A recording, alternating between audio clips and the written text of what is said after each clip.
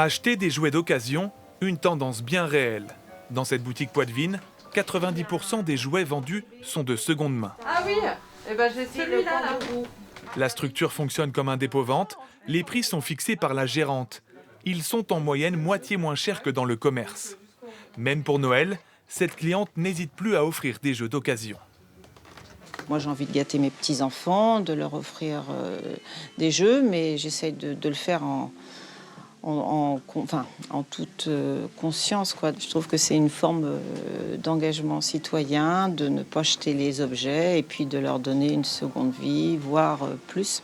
Une seconde vie pour des jeux en boutique ou plus atypique, dans cette agence immobilière. Ici, des jouets sont déposés dans cette boîte depuis mi-novembre. Il y a un peu de tout, des cartes éducatives, je trouve ça très très bien. Il y a des livres, il y a des peluches, beaucoup de peluches. Une collecte destinée à un Noël solidaire qui aura lieu le 20 décembre. Le fruit d'un partenariat noué avec le Secours populaire depuis 6 ans.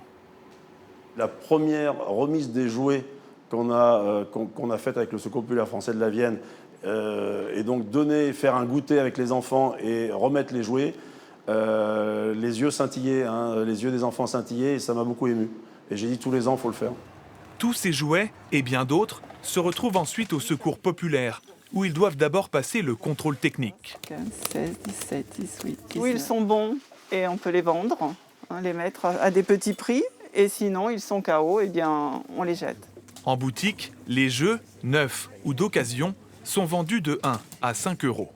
Je pense qu'il y a des familles, quand ils ont plusieurs enfants, c'est pas évident. Tandis que là, oui, effectivement, pour une vingtaine d'euros, ils peuvent faire pas mal de cadeaux à leurs enfants. Le Secours populaire de la Vienne a déjà reçu plusieurs milliers de jouets. La collecte de Noël se poursuit jusqu'au 16 décembre.